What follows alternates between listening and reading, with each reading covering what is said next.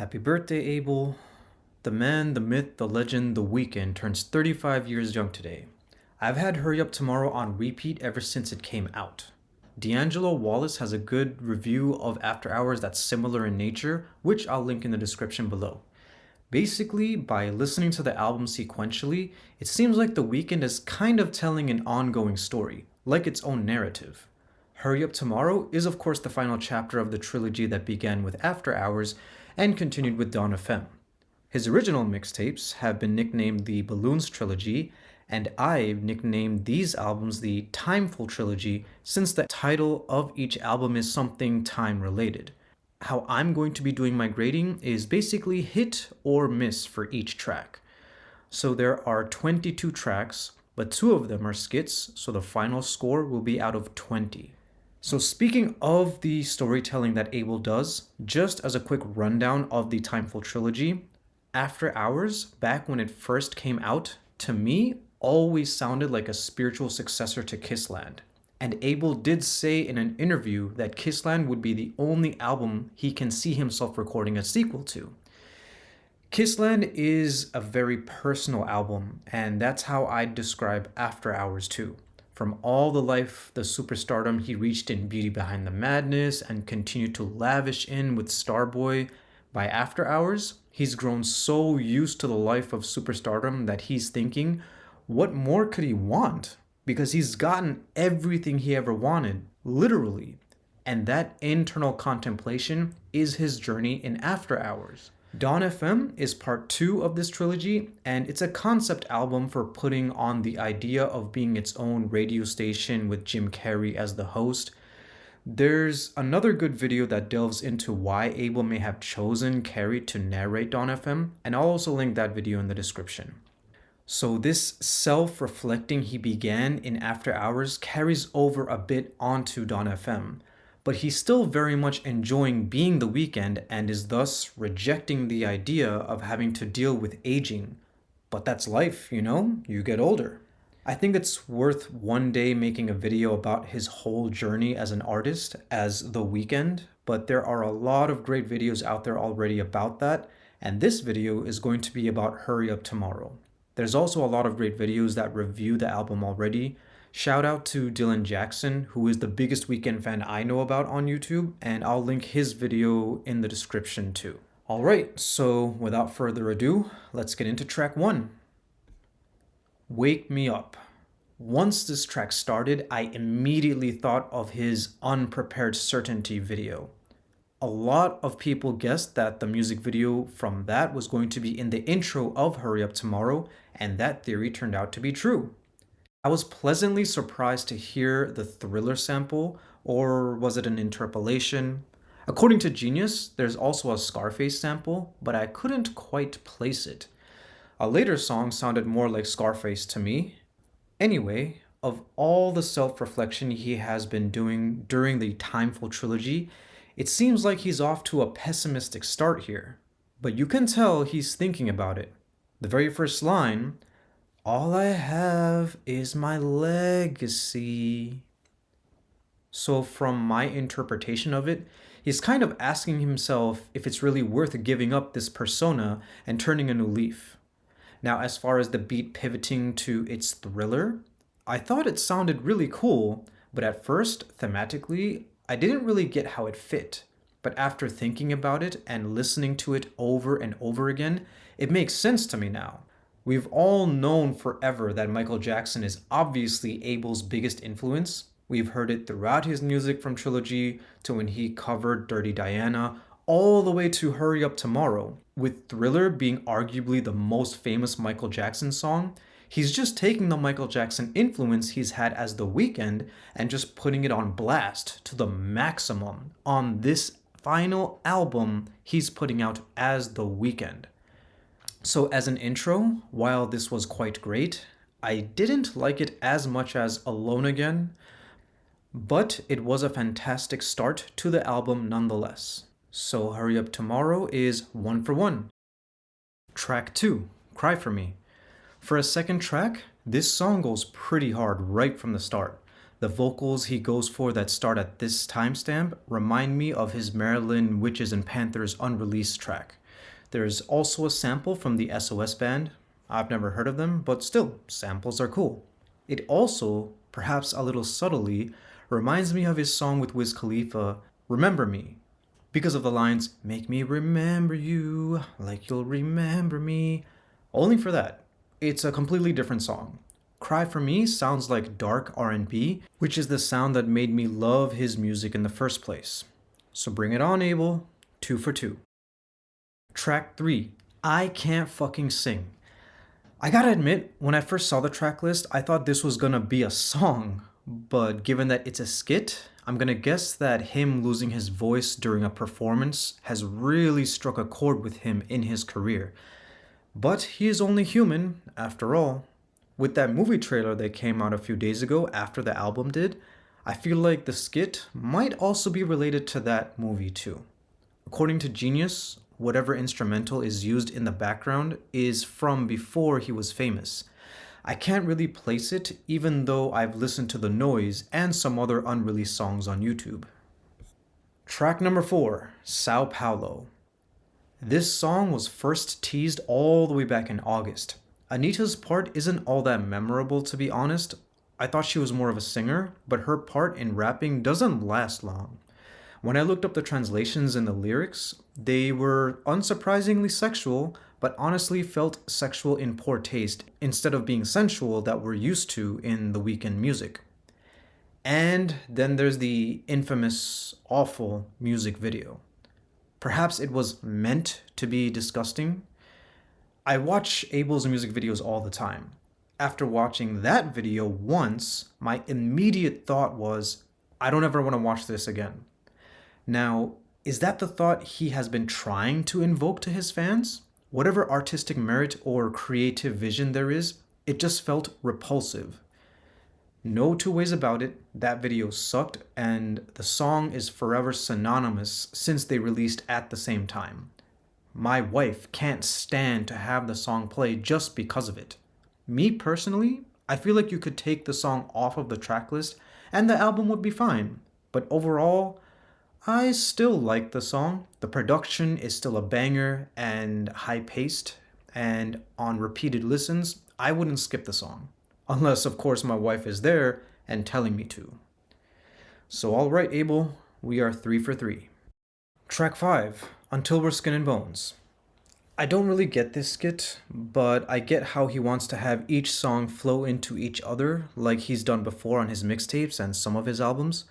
But as for the name of the skit, it just makes me think of the ending of the music video for How Do I Make You Love Me? Track number 6, Baptized in Fear. I love this song. That internal struggle of trying to be better himself while still being the Weeknd. Something about this song is so epic. And in my opinion, this is the best song on the album. Not my favorite, but the best. Something about it just sounds so epic and grand. As synth pop as his sound has become, this song, to me, sounds another like more of the dark R&B side, which of course is welcome. The more the merrier. Not that I don't also enjoy his pop side, I do, but in my opinion, dark R&B Weeknd is the best Weeknd music. I just want to touch upon the lyrics again. So aside from this song still being about the journey he's on from trying to break away from his hedonistic self, while still being his hedonistic self, some of the lyrics might also be in reference to the Hurry Up Tomorrow movie.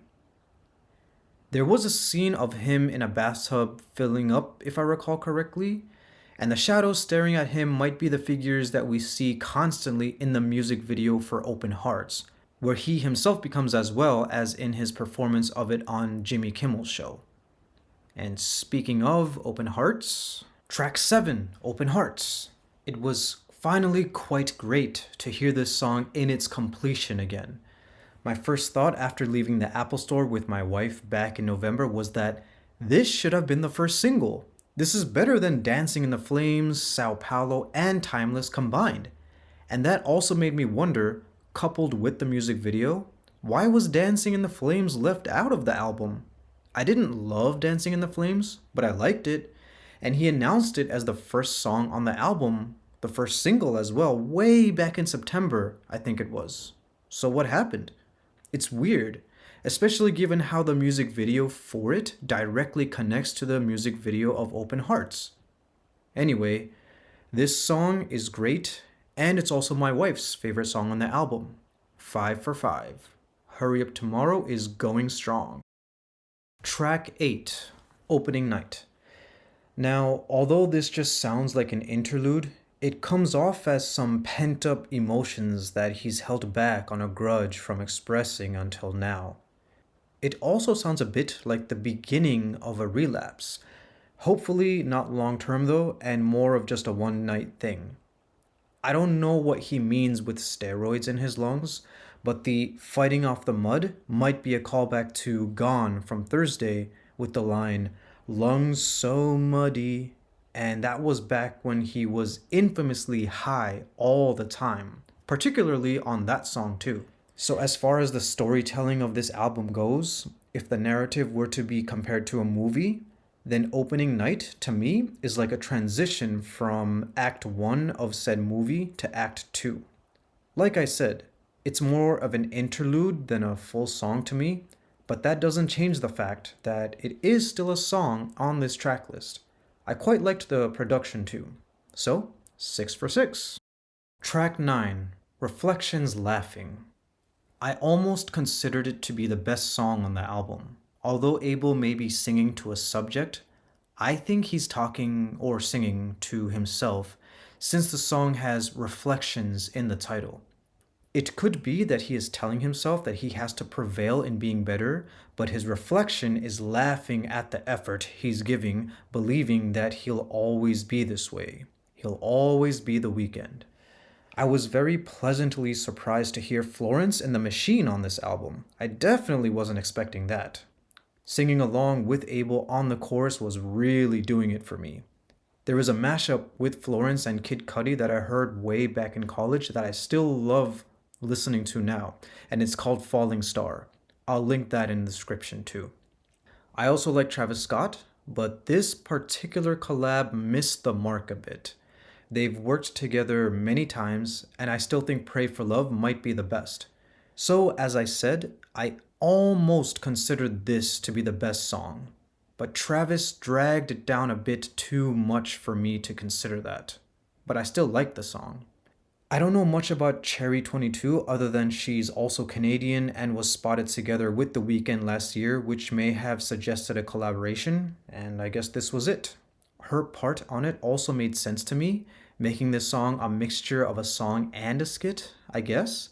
But I kinda wish it was divided up in a way where the skit portion was separate from the song. But this is still a good song nonetheless. I've heard some people say it reminds them of Rolling Stone from Thursday. I'm pretty much loving the album so far, so this makes it lucky number 7. Track 10, enjoy the show! Abel and Future must be pretty good friends since they keep making music together. But I've never really liked his rapping style.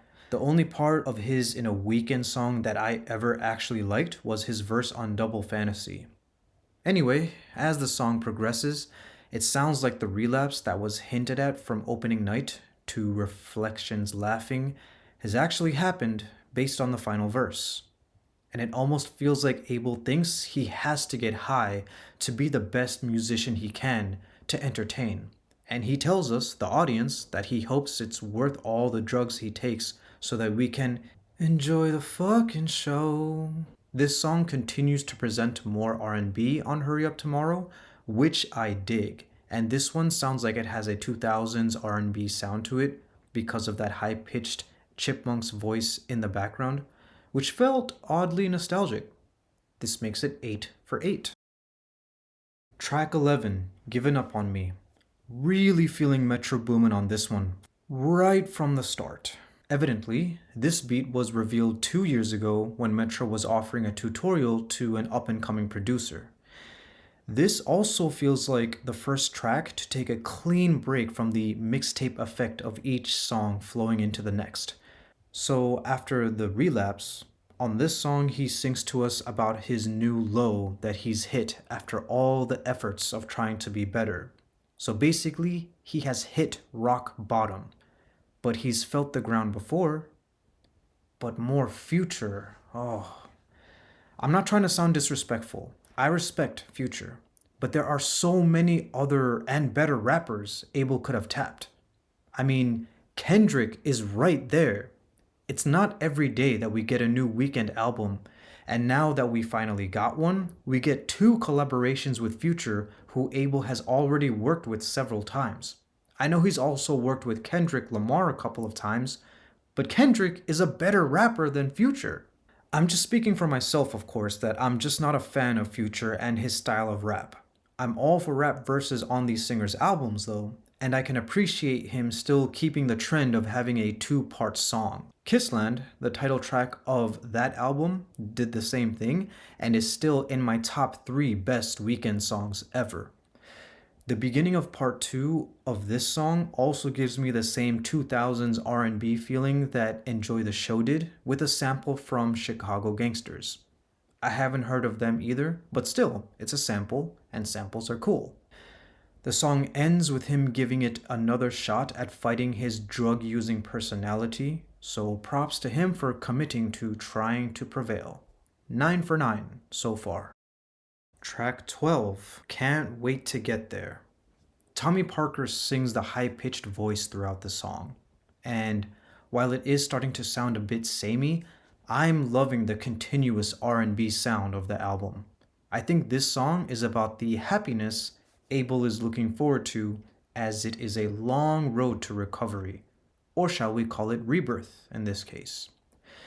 Anyway, even though it is a single verse song, I love how his flow while he's singing almost sounds like he's rapping.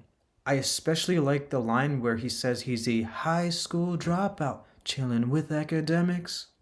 But that line about pissing on his enemies' graves is a little crude. Anyway, so far so good. 10 for 10, Abel. Track 13, Timeless. The beat, low-key, gives me Halloween vibes, and I dig that. It came out right around Halloween time, and listening to it as part of the album brings me back to those spooky times, in a good way. It's produced in part by Pharrell, which is also very cool. The last time I think he worked with Abel was all the way back in the Kissland days. But I don't like Playboi Carti's part at all. I get that there's an audience for his music, but I just don't dig it, and I think for the Weeknd, the art just doesn't mesh as well. I never really liked the whole new school triplet whatever type flows that rappers do, but Future I feel like would have at least been better, even though he's already been on this album twice. I still would have preferred someone like Kendrick, to be honest. You know what would have been a really pleasant surprise? Lupe Fiasco. He's worked with Pharrell a lot in the past, too. He's rapped over Abel's beat for King of the Fall, and today is his birthday too, so assalamu alaikum and happy birthday to you, Lupe Fiasco. Outside of that, I think Abel's line about cutting wrists is too much, even if it's a reference to his past lyrics about himself. Like, yeah, you want to be braggadocious? Then sure. Sing about cars and mansions and money and whole ass planets that I don't have that you do. But singing to me, telling me I should try to kill myself for being broke is not cool.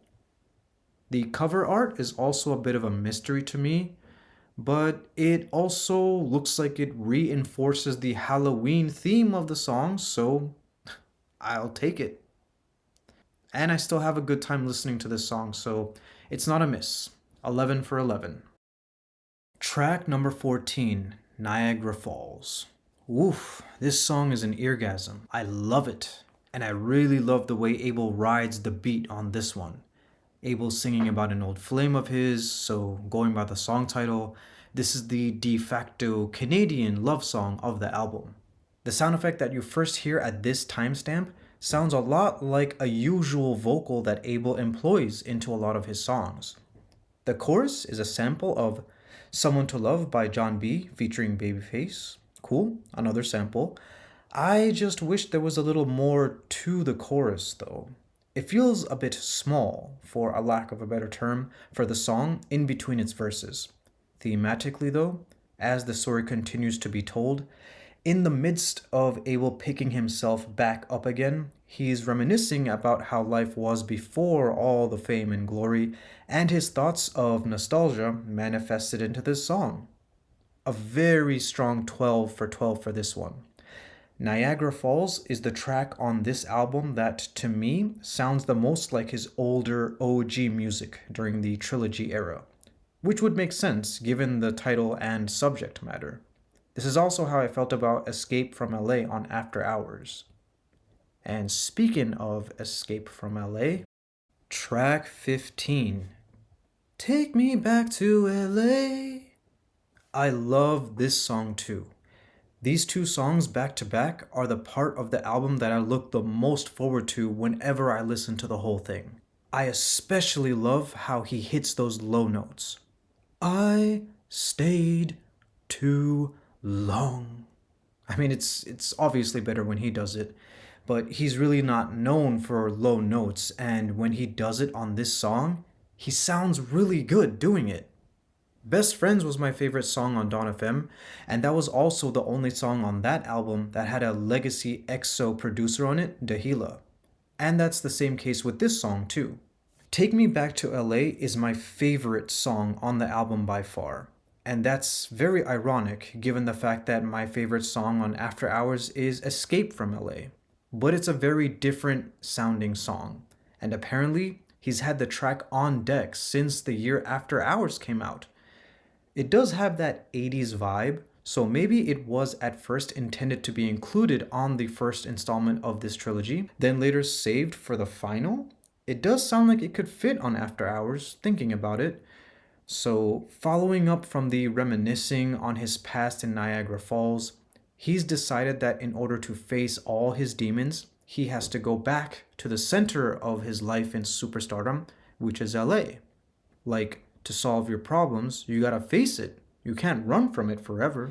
He starts off by saying he's better by himself, but by the end he realizes he's kidding himself and admits he hates being by himself, just like how he said so on Heartless back on the After Hours album. And part of his escape from LA made him a bit homesick too once he got taken back to LA. I left too young. I swear when this song first came on, I started to feel very slightly teary-eyed because the beat reminded me of the soundtrack of Bejeweled 2. I know that might sound corny, but I just have a nostalgic memory of playing that game on PlayStation 3 before leaving for freshman year of college. The beat also reminds me a bit of Stranger Things, but I didn't really like that show that much past the first season. A very easy lucky number, 13 for 13. Track 16, Big Sleep featuring Giorgio Moroder. So we're about 2/3 into Hurry Up Tomorrow, and not only was Take Me Back to LA the last peak of the album for me, it's also where it starts to drop in enjoyment. I like the instrumental around this timestamp, and even though Wake Me Up was the song with the Scarface sample, this song sounds more like Scarface to me.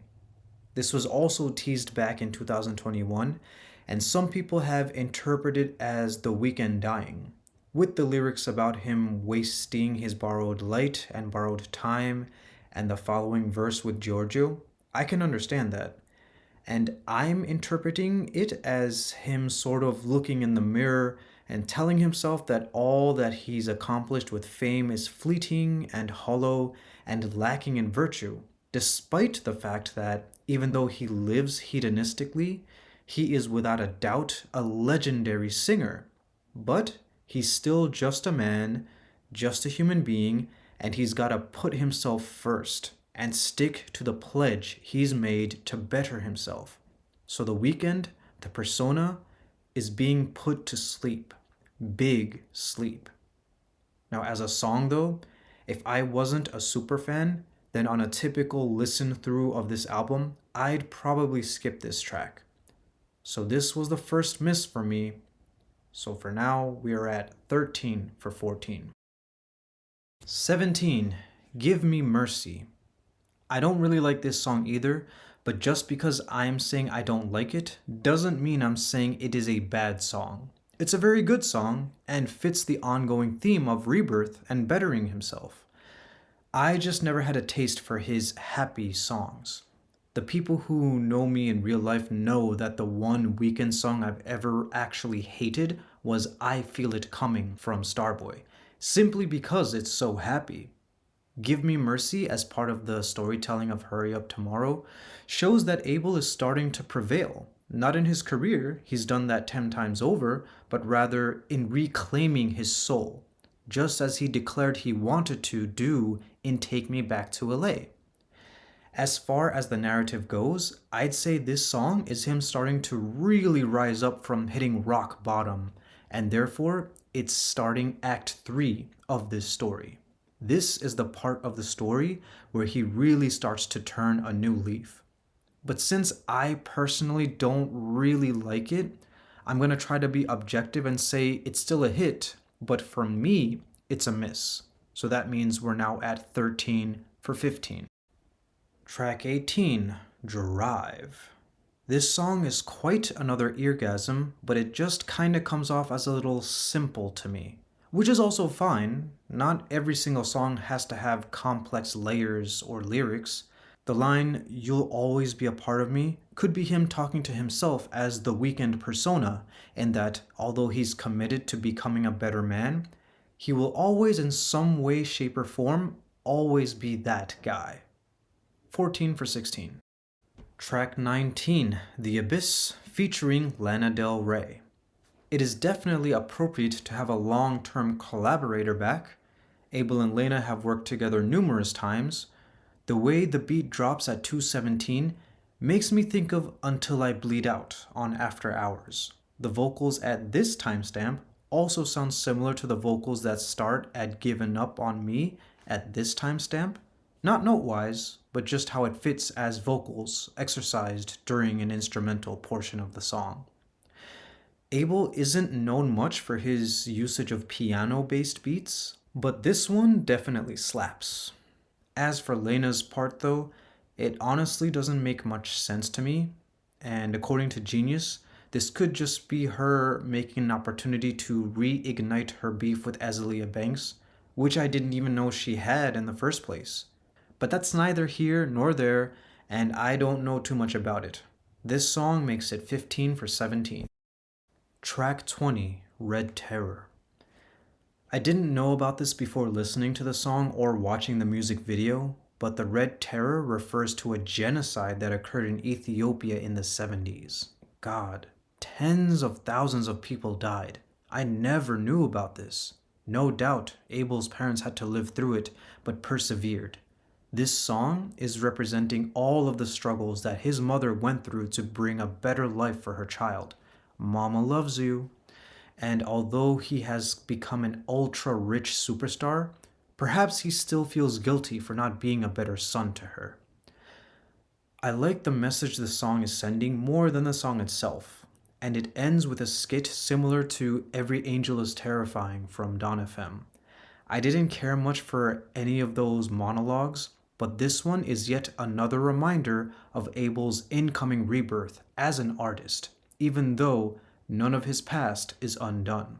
Hence the lines, "The old life that we lived so fondly together is untouched, unchanged." And the other line, "Call me by the old familiar name." In fact, this almost sounds as if it could be the final closing track of the album itself. The music video for this song picks up from what his performance at the Jimmy Kimmel Show ended with, and this video itself ends with another graphic imagery of rebirth. So although this song is still part of the final third of the album that feels like a drag to me, it's still a good song. 16 for 18. Track 21, Without a Warning. Even though this is another one of my less favorite tracks on this album, there are facts about it that I love. 1. I love the fact that he actually sampled the neurons on it.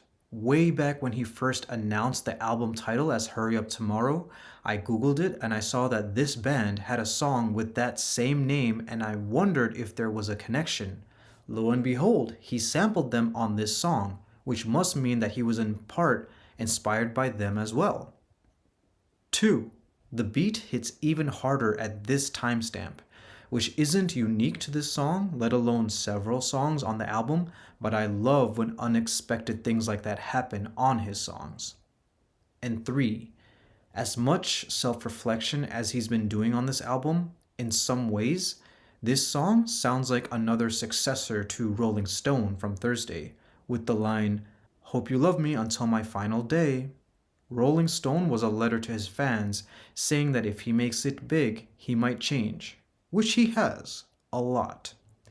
And on this song, as he's coming full circle with The Weeknd, but will continue to grow as an artist while his fan base has grown astronomically, he continues to hope the same for his much bigger crowd of people who love him. The final part, with him wondering if tomorrow will come, is him feeling very apprehensive about leaving his past life behind. He's lived in this hedonistic lifestyle for so long, it's practically the only life he's ever known. So he's scared to know if there even will be a tomorrow for The Weeknd. But as Jay-Z once said, time doesn't move back, it moves forward. For how well this song fits in the ongoing story, this is gonna be 17 for 19. Track 22, the title. I usually really like these tracks. Both Kissland and After Hours, the title tracks, are in my top 5. So this song to me is also quite great. People have already mentioned how the end of it loops into High for This. And now the interesting thing about that is that there is an old tweet where Abel said something like, "Next is Heaven or Las Vegas." And some people took that to mean that the title of the next album would have been that. We hear Heaven and Afterlife on this song, the latter of which was another popular speculated album title. And with this song looping into High for This, is that to symbolize that Abel won't be fully giving up his hedonistic ways? Perhaps that is the case. Abel Tesfaye, the man, the myth, the legend, will continue to try to be a better individual, but will still have some Weeknd tendencies to him. I also think the loop into High for This is also just to symbolize how all of the music under the discography of The Weeknd is now complete. And from here on out, all of the music The Weeknd as a musical act will make will be under the name Abel Tesfaye. I feel like he could have done what he did on House of Balloons and just combined this track with another one, maybe just like House of Balloons title track itself, either with Red Terror, so it could have been Red Terror / Hurry Up Tomorrow, since some of the lines are repeated, like him saying that he's sorry to mama, or the song right before it, Without a Warning, so that it could have been Without a Warning / Hurry Up Tomorrow. Anyway, I'm getting a little carried away. 18 for 20. So the final score for Hurry Up Tomorrow from me, Osheem, is 90 out of 100. This album is a masterpiece. Out of all the albums in the Timeful trilogy, I'll still put After Hours first, then this album, and then Dawn FM. If I were to rank his full discography, Trilogy will always come first, then Kissland, After Hours, My Dear Melancholy, then this album, then Starboy, Dawn FM, and then Beauty Madness. Maybe I'll put this before Melancholy, I don't know. Now anyway, to address the elephant in the room, as you can see, I've decided for this video to be on camera. I don't intend to make a habit of it, but for this video, which is a track-by-track review of Hurry Up Tomorrow, it just made sense. After this, I'm probably gonna go back to being off camera, but even if I ever were to come back to being on camera, I'm always still gonna keep wearing a mask. I also want to show you this early Valentine's Day gift that my lovely, lovely wife surprised me with. This Frank Miller edition of the vinyl as a Valentine's Day gift, as well as the Basquiat CD. I also have a copy of the first pressing. Now, I realize that the first pressing has a different track list, only 11 songs. There was this whole rumor about how Hurry Up Tomorrow was going to be a double album, but none of this is clarified. In fact, the discrepancy of the first pressing soundtrack versus the online soundtrack wasn't clarified either, and I just don't get it. I mean, what's fun or cool or entertaining about having this product that fans will pay money for, which seems incomplete? But I'm sure the full album will be available to purchase physically someday. If you watched this video all the way through, once again, thank you so much for watching. I really do appreciate it. If you've listened to the album, comment below on what your favorite song is, and if you have any follow-ups to the points I made in this video. And other than that, until next time, holla at your boy.